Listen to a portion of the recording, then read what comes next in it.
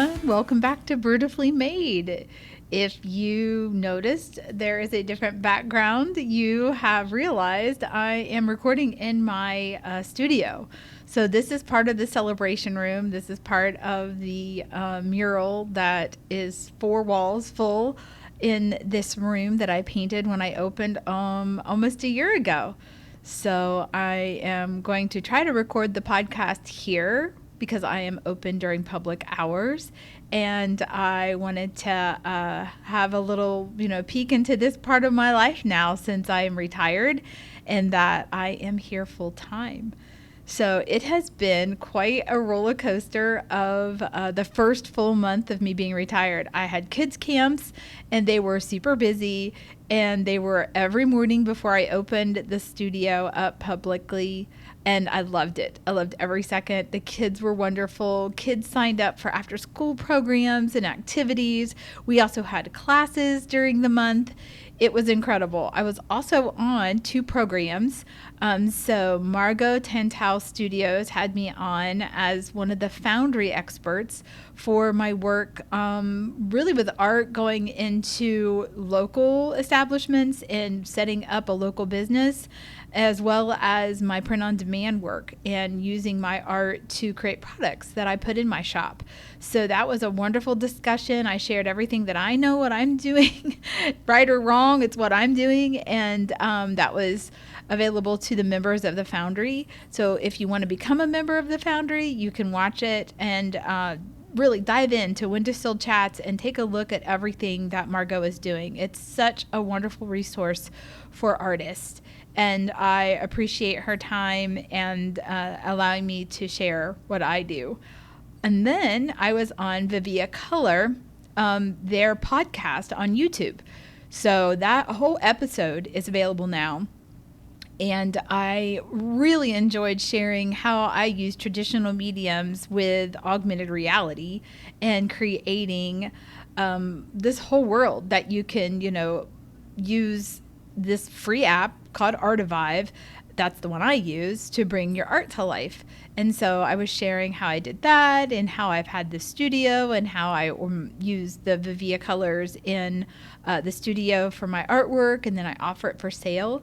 So it was just a wonderful opportunity. And Ruthija, thank you again for having me on that program and for the company allowing me to share my experience with their beautiful products. And then they also were very kind to send some new pieces, some that I had not purchased before, and get to, use those in some of my practice. So I'm very excited about continuing to share that experience with everyone.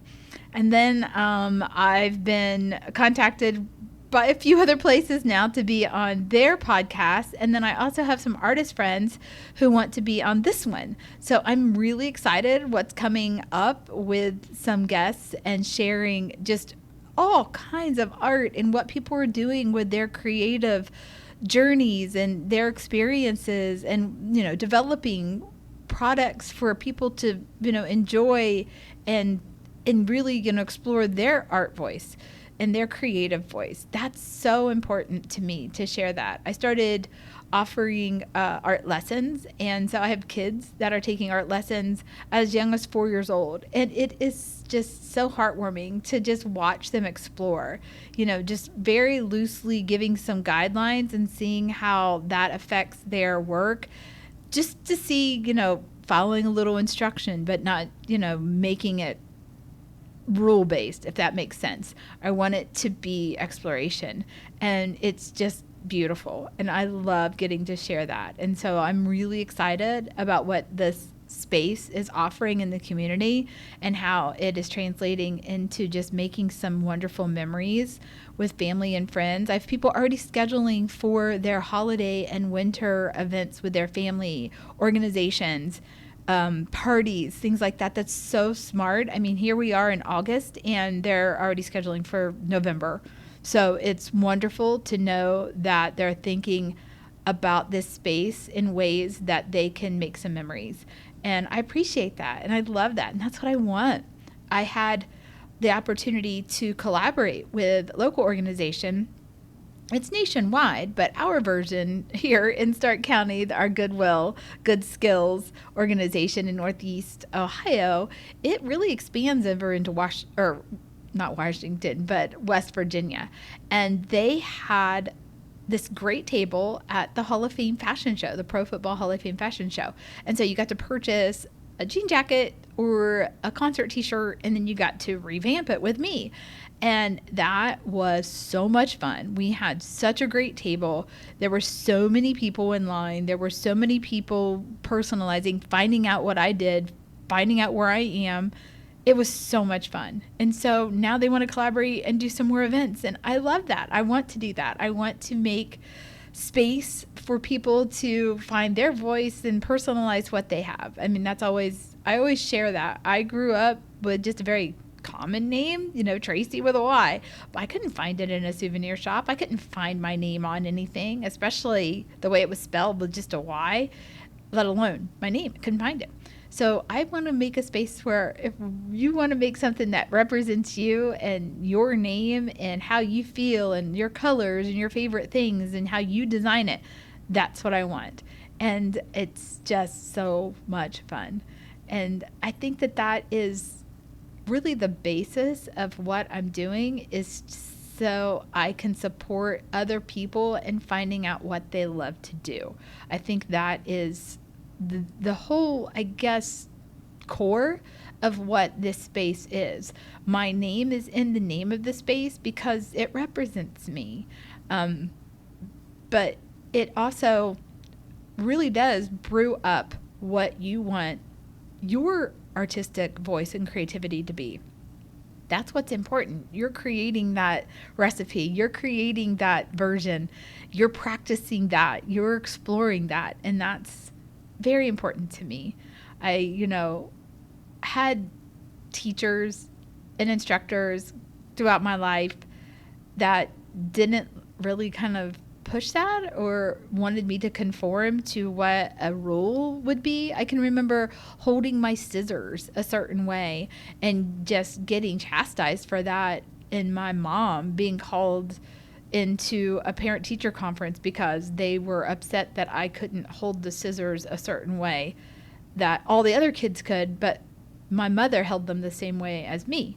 And she taught me how to cut paper, and they were very like, oh, I've never seen anybody do that. And so it was kind of like backwards and upside down. And that's how I learned how to cut. That was because that's how I was taught. So it wasn't wrong. It was just the way that I knew how, and it worked. But it was just so funny why that was a problem. And so it doesn't matter if someone colors, draws, explores differently than the next person beside them. That's you, and that is something to celebrate. So, finding your individuality is really important, and I celebrate that here every day. And it's okay to make mistakes. I make mistakes all the time. It's just a lesson learned, and it's okay. You need to embrace those. That's how you explore and how you find out. I have a couple kits that are open because someone tried them and they're like, I can't do this. Maybe you didn't want to take the time to learn it. Maybe that's going to help somebody else. So I left them open. And so when somebody wants to explore that, I'm like, try it here first. See if this kit is available, especially if it's something that is, I don't know how to teach it and I have it open. See if you like this first. See if you want to explore this first. And then if you do, and you have the patience for it and, the gumption to learn through whatever tutorial is there, then you can invest in that. But, don't feel like it has to be purchased and then you're stuck with it and you hate it. You can, do something about it without having to commit, I guess is what I'm trying to get at. And so that's all about learning. And it's okay to not like something, and it's okay to find your own way of doing it. So I think that is really the emphasis of what we do here and what I do and how I do it. And so I'm giving you the green light to make those mistakes, learn those lessons, explore what you love, what you don't know that you love, try again. And it's okay, because sometimes the most beautiful things come out of those experiments. And I think that that is something we all need to listen to internally, more often than not. So thank you for all of the opportunities that I have had to share what I do and how I've done it. Again, right or wrong, good or bad, at least I'm trying. And I will continue to try and do the best that I can, and I'll share those experiences. So I think that that's what we have to keep in mind. And it fuels the classes that I set up and teach and share. So I hope that people find value in fun and laughter and great memories in those. So thank you for all the inspiration and all the support. And I can't wait to continue this. I'm coming up on a year that we had our grand opening, our ribbon cutting on September 12th. I cannot believe it has almost been a year. And I really just hope it just continues for so long, because it really is making my heart full. And this is what I love doing. So I appreciate the support. And I can't wait to have the guests on, and I can't wait to share even more. So, yeah, if you're in the area, stop by and let me know your thoughts. You know, if we have a retreat, would you enjoy being part of that? Would that be something of interest? I've had some people ask about that, and I thought, yeah, I could organize that. We've got some beautiful locations that we can include here in the area and have a beautiful retreat and have it art-based and just very mindful and just enjoyable. So it is definitely in the back of my mind. So take care. Have a wonderful weekend.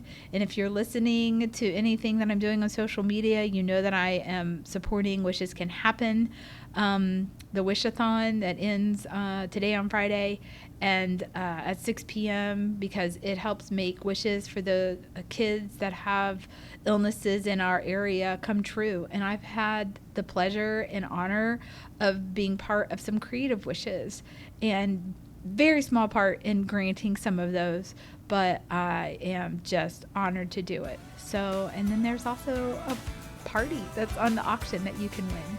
So, but yeah, thanks again for the support, and I will talk to you all next time. Bye.